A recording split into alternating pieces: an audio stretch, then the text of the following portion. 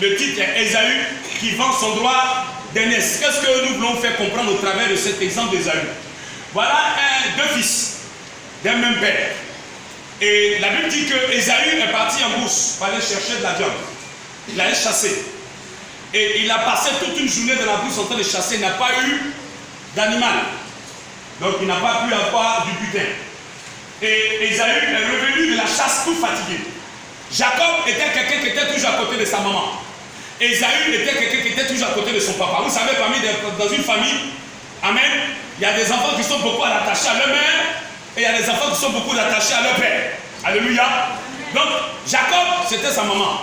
Ésaü, c'était son papa.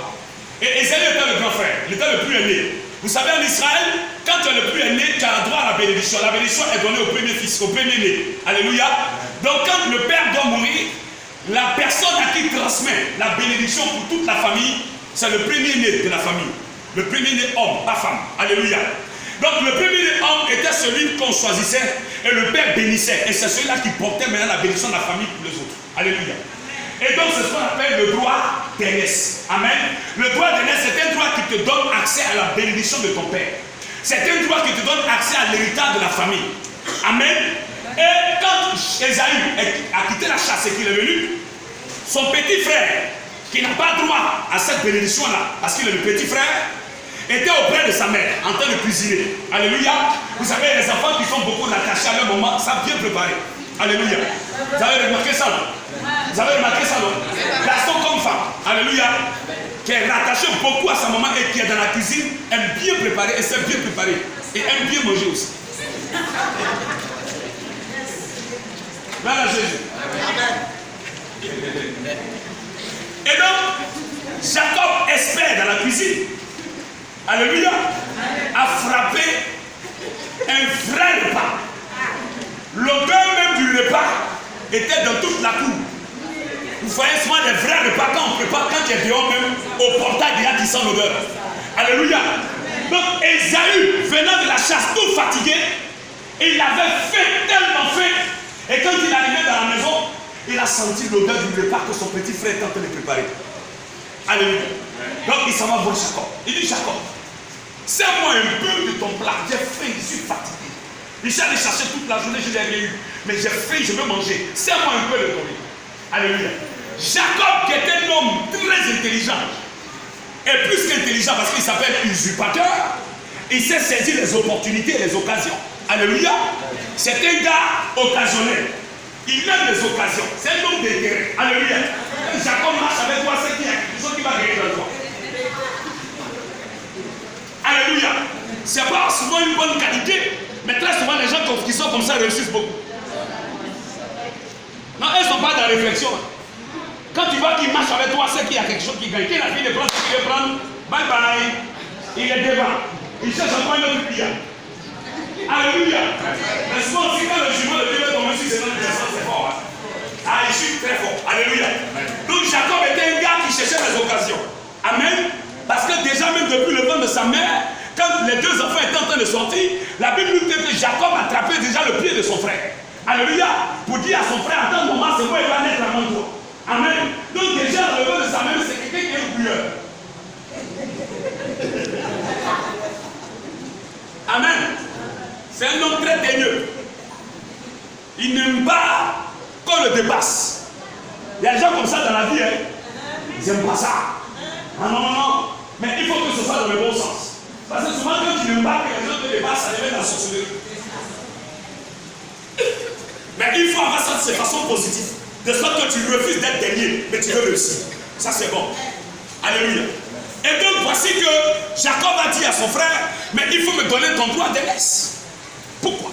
Parce que Jacob était instruit sur la valeur du droit d'aînesse. Souvent, vous ne savez pas la valeur de certaines choses que vous avez. Quand tu ne connais pas la valeur d'une chose, tu la perds facilement. Est-ce que vous savez ça? Une femme qui ne connaît pas la valeur d'un foyer va jeter son foyer. Un enfant ou une personne qui ne connaît pas la valeur de l'argent va négliger l'argent. Quelqu'un qui ne sait pas ce qu'un million peut faire, si tu lui as donné, il va jeter ça pour te donner. Quand tu connais la valeur d'une chose, tu sais la prendre. Tu sais l'entretenir. Tu sais surveiller ça. Quand tu connais la valeur d'une personne, tu sais bien prendre la personne. Vrai ou faux? Vrai ou faux? Quand tu ne connais pas la valeur d'une chose, tu la jettes aussi facilement. Tu l'abandonnes aussi facilement. Mais quand tu connais la valeur d'une chose, tu fais attention. Dis amen, je te dis. Ah oui, quand tu connais la valeur d'un homme de Dieu, il faut faire attention. Amen.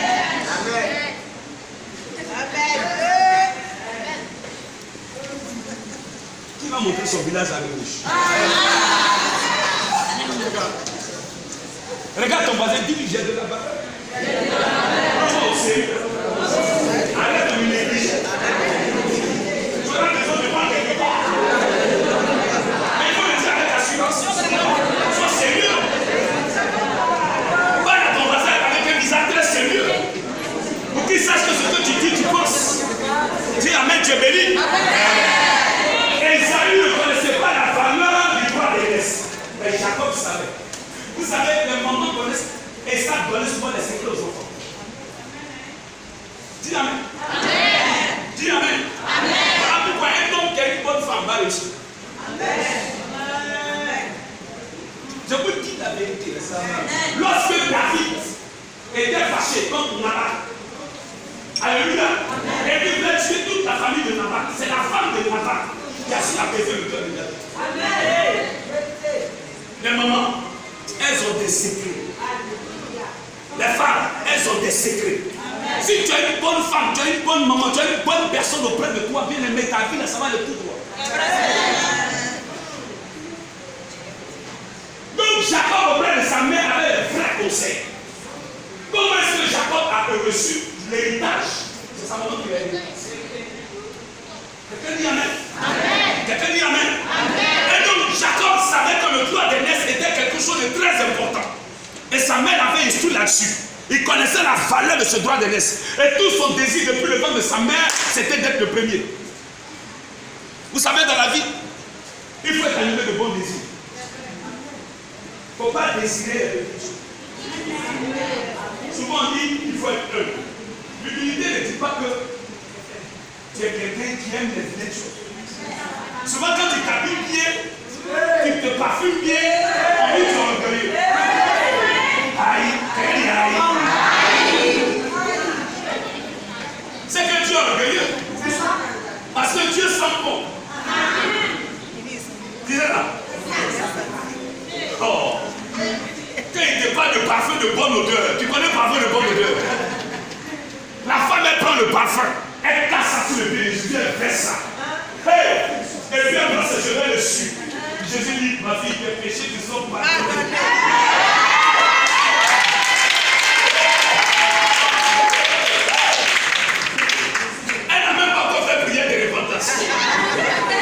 Le parfum a dégagé l'atmosphère.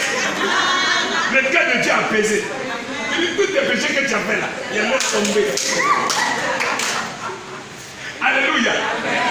Alléluia. Dieu aime les bons odeurs. Dieu aime le parfum. Dieu aime ce qui sent bon. Dieu aime ce qui sent bon. C'est les sorciers et les marabouts qui aiment les odeurs. On a déjà fréquenté ce genre de personnes. Quand ils te donnent son truc pour se laver, tu as commencé à te laver. C'est eux qui sont durs, ferme la ligne. Ça sent mal et mauvais. Donc quelqu'un qui ne sent pas bon et qui n'aime pas se laver, il faut commencer à faire ta délivrance. Tu n'es pas loin de devenir sorcier. Qui ne m'a pas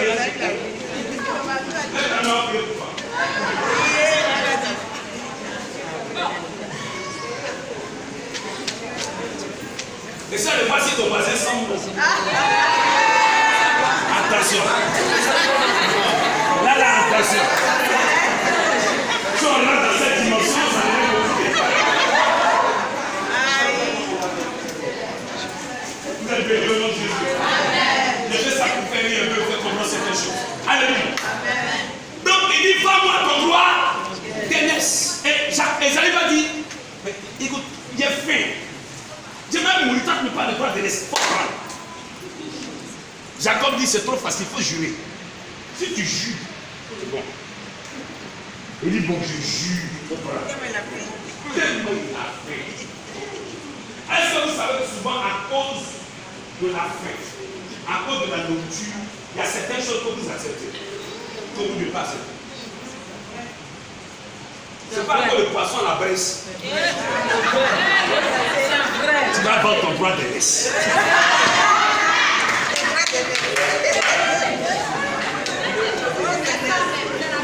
Parce que quelqu'un a dit qu'il fallait me couper. L'invitation de me couper, ça veut dire que toi, tu lui donnes tout.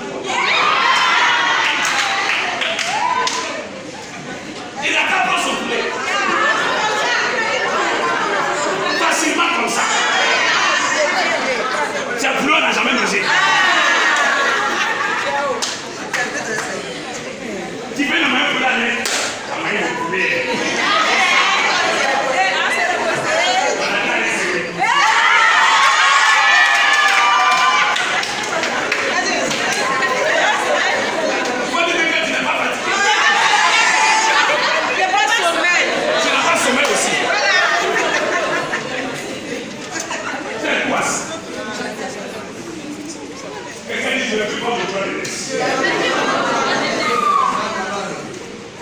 Parce qu'il a donné l'argent. Donc tu es obligé. Tu n'es pas obligé. Qui amène, tu es béni. Le droit de laisse, c'est important. Pas le prendre. Dis amen. Et Esaü a vendu son droit de laisse. Quelque temps plus tard, amen. Il a vu la valeur de ce droit de laisse. L'enseignement qu'on veut nous donner au travers de cet exemple d'Esaü, alléluia, veut dire qu'il y a certaines personnes, à cause de certains plaisirs de la chair et à cause de certains avantages de la vie, ont préféré vendre leur vie, vendre leur adoration, vendre leur consécration, vendre leur vie de prière, vendre leur vie de servir Dieu. Bien aimé, il y a beaucoup de personnes qui ne viennent pas à l'église. Et il y a beaucoup de personnes même qui ne suivent pas le Seigneur à cause de certaines choses du monde. Est-ce que vous savez ça? Est-ce que vous savez que vous pouvez arriver à un stade de votre vie chrétienne où vous allez devoir faire un choix? Tu sais que tu dois aller à l'église, tu as un culte. Et en même temps que tu as le culte, en même temps qu'on a besoin de toi quelque part. Pour une cérémonie, pour une fête. Soit ce sont des choses subtiles qu'on ne se rend pas compte. Mais devant Dieu, ça compte. Le fait que tu préfères laisser la présence de Dieu pour aller te retrouver quelque part, donc juste pour faire plaisir à des hommes, tu as vendu ton droit de laisse.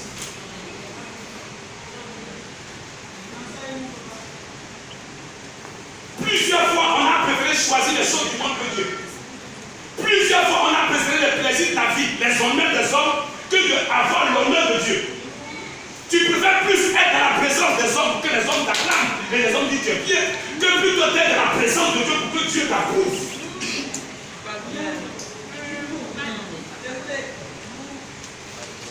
Vendre le droit des laisses, c'est de mépriser ce qu'il y a de valeur. Esaü a méprisé son droit de laisse, plus par rapport à la nourriture. Il a méprisé le spirituel par rapport au charnel. Parce que quand il dit vends mon droit de laisse, où est-ce qu'il a vendu physiquement? Où est-ce qu'il a vendu physiquement? C'est que Esaü avait vendu, c'est qu'il avait vendu son spirituel. Il avait vendu sa grâce. Il a accepté de perdre la faveur divine plutôt que d'avoir les choses charnelles. Beaucoup de personnes sont plus attachées à la chair qu'au spirituel. C'est ce qu'on nous fait comprendre.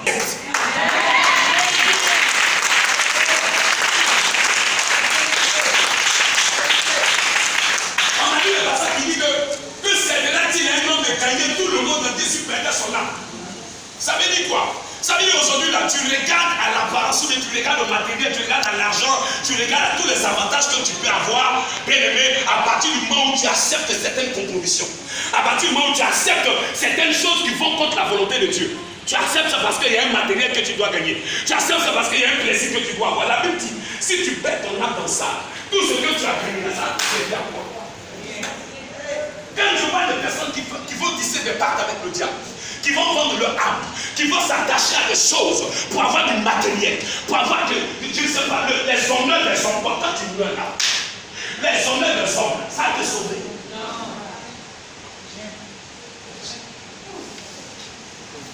Alléluia.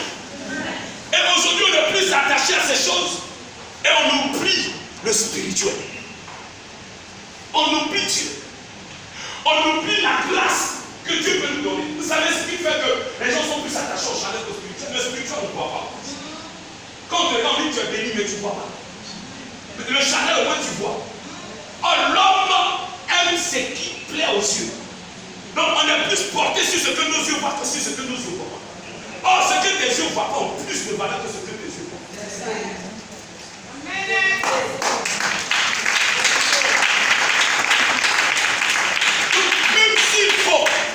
Même s'il faut que ta famille te rejette, même s'il faut que tes amis t'abandonnent, même s'il faut que certaines personnes qui te coûtent cher te combattent et te persécutent pour plaire à Dieu, vas-y. Ta récompense sera grande.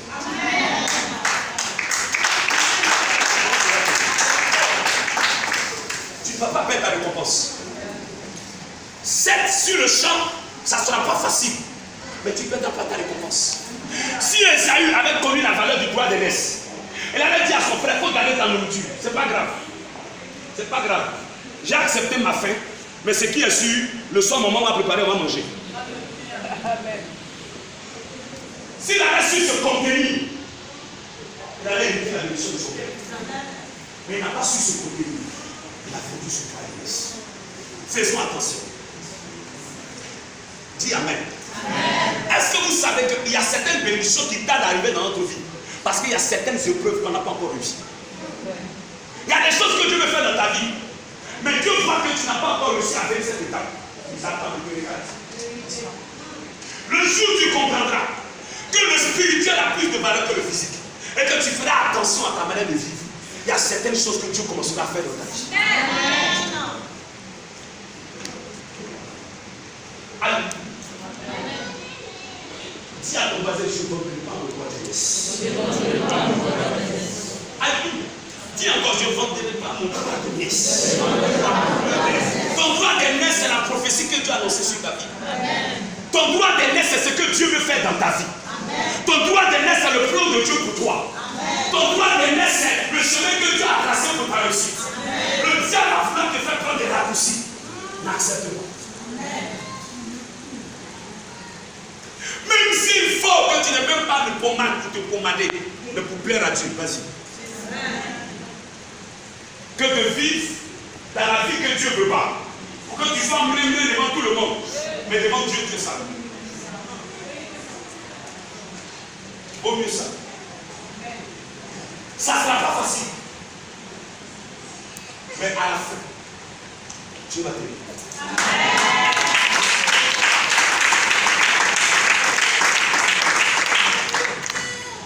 C'est ça, Esaü vend son droit d'aînesse. Et beaucoup d'entre nous ici, on a déjà vendu. Mais la grâce que Dieu nous fait, c'est qu'on peut le prendre. On peut retrouver notre grâce. Au temps d'Esaü, c'était fini. Mais à notre temps, à cause de Jésus-Christ, on a la possibilité de se lever. Amen. 7 fois le juste tombera, 7 fois il se lèvera. Donc ça veut dire que même si tu n'avais pas compris ça au départ, et que tu as joué avec certaines choses de ta vie chrétienne, pendant que tu écoutes ce message, Dieu peut te permettre de te repositionner. Afin que tu rentres dans la promesse qu'il t'a faite. Afin que tu rentres dans la grâce que Dieu veut pour toi. Il n'est pas encore tard. Le diable peut te distraire, mais il n'est pas encore tard. Dis Amen. Amen. Dis encore Amen. Amen. Faisons attention, s'il vous plaît. C'était le même cas de Joseph. Lorsque la femme de Potiphar lui a dit couche avec quoi? S'il avait fait, il vendrait son droit d'aînesse. Alléluia. Il y a certaines bénédictions qui ne viendront pas dans ta vie tant que tu seras encore dans certaines manières de vivre. Vous savez, il y a un moment donné dans nos ministères, vous n'avez pas de voiture. C'était très compliqué pour avoir une voiture. On allait prêcher ces routes. J'avais une Koyo que j'appelais ça Diabos. C'était une voiture très capricieuse. Ça veut dire que non seulement ça, Quand tu es assis dans la voiture qui pleut, si tu mets parapluie sur toi dans la voiture.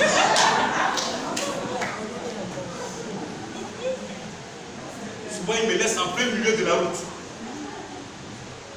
Il faut voir le pasteur, le bishop, en train de pousser une voiture pour aller au garage. Fumeux qui sont derrière la voiture, dans toi. Serviteur de Dieu. On est qui va, on dit c'est un pasteur. C'est forcé. Laissez la voiture là. Et laisse pas. Le bien dit ça, ça va être mon témoignage. Et laisse pas. Et un jour, une dame arrive. Je reçois la dame. Elle me dit, je te fais une proposition. Je dis, je t'écoute. Elle lui accepte de sortir avec moi. Je vais te donner une Peugeot 406.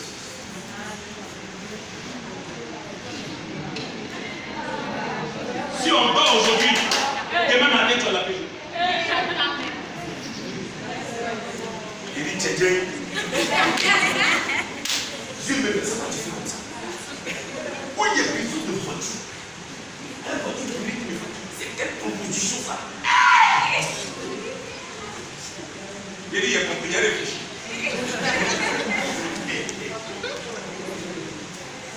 Il dit, Seigneur.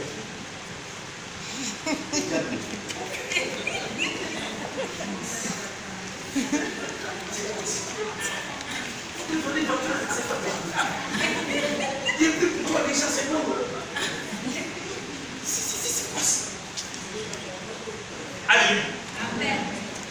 Et le Seigneur me dit, si tu acceptes, tu as conduit mon ministère. Il dit, quoi? Il a commencé à réfléchir aux exécuter. Tout ce qui est traversé dans la vie. Il dit, c'est pas possible. Il dit, la vie.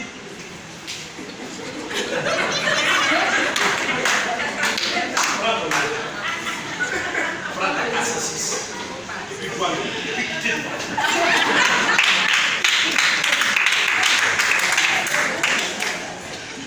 Alléluia. Amen. Quand cet épisode est passé, la semaine, 2 semaines après, j'ai eu une voiture cadeau. Une Honda.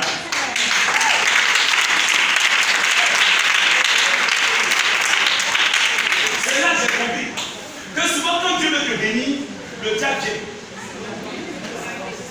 Et si tu n'as pas compris et que tu te laisses aller facilement, ce que Dieu doit envoyer dans ta vie est bloqué. Parce que tu as pris un autre chemin.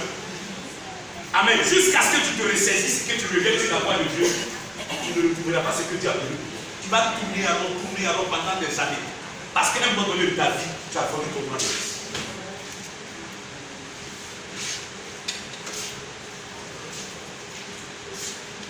Est-ce que quelqu'un me comprend? Amen. Est-ce que quelqu'un me suit? Amen. C'est de ça qu'on vous parle. Ne minimisez pas ce que Dieu a mis sur votre vie. Ne minimisez pas la grâce que vous avez reçue de Dieu. Votre vie d'adoration, votre prière, votre service de Dieu, ne jouez pas avec ça. Donc à chaque fois que Satan se présentera, vous tomberez dedans. Non. Et vous allez voir qu'à chaque fois que vous allez commencer à faire la volonté de Dieu, à reçu le cœur de Dieu, à préférer Dieu que les choses de